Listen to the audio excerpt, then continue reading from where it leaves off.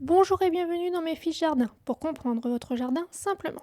Aujourd'hui, nous allons voir la culture du Mizuna et surtout ce qu'il faut vraiment retenir pour votre potager. On va découvrir un légume encore peu connu mais vraiment intéressant au potager. Ce petit chou japonais pousse vite, demande peu d'entretien et peut se récolter presque toute l'année. En salade, dans un wok ou même dans une soupe, il apporte une saveur douce avec une petite pointe poivrée. Dans cette vidéo, on va voir son origine, les différentes variétés, comment le cultiver, les maladies et les ravageurs, la récolte et quelques conseils utiles pour réussir facilement sa culture. Allez, c'est parti. Donc l'origine, le Mizuna vient du Japon. Il fait partie de la grande famille des brassicacées comme le chou, les radis ou encore la roquette. C'est un légume cultivé depuis très longtemps en Asie, notamment autour de Kyoto. Là-bas, il est apprécié pour sa rapidité de croissance et sa capacité à pousser pendant les saisons fraîches. Aujourd'hui, le Mizuna devient de plus en plus populaire dans les potagers naturels parce qu'il est facile à cultiver, productif et très décoratif avec son feuillage découpé. Les variétés. Il existe plusieurs types de Mizuna. Le plus courant, c'est le Mizuna vert. Il possède de longues feuilles très découpées avec un goût doux et légèrement poivré. On trouve aussi le Mizuna rouge avec un feuillage violet très décoratif. Il est souvent utilisé dans les mélanges de jeunes pousses. Et puis il existe des variétés proches comme le Kiona qui produit des feuilles plus larges et plus volumineuses. L'avantage du Mizuna, c'est qu'il apporte à la fois de la diversité dans le potager et de la couleur dans les assiettes. Comment cultiver le Mizuna ? Le Mizuna est une culture vraiment simple. Il apprécie le soleil doux ou la mi-ombre en été.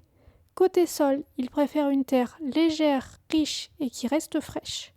Pour le semis, vous pouvez semer de mars jusqu'en octobre selon votre climat. Le plus simple, semer directement en pleine terre, en ligne ou à la volée, puis recouvrir légèrement de terre. Le Mizuna germe rapidement, souvent en quelques jours seulement. Ensuite, pensez surtout à garder le sol frais avec des arrosages réguliers. Si la plante manque d'eau et subit trop de chaleur, les feuilles deviennent plus piquantes et le Mizuna peut monter rapidement en graines. C'est d'ailleurs une excellente plante pour la culture d'automne, les potagers d'hiver ou même les jardinières sur balcon. Et gros avantage, il pousse très vite. On peut commencer à récolter les feuilles seulement 3 à 4 semaines après le semis. Maladies et ravageurs. Comme beaucoup de légumes feuilles, le Mizuna peut attirer quelques visiteurs. Les principaux ennemis sont la limace, les escargots et les altises, ces petits insectes qui percent les feuilles. Les chenilles peuvent aussi grignoter le feuillage. En période humide, un peu de mildiou peut apparaître si les plantations sont trop serrées. Pour limiter les problèmes, espacez bien les plants, évitez l'excès d'humidité et favorisez la biodiversité au jardin.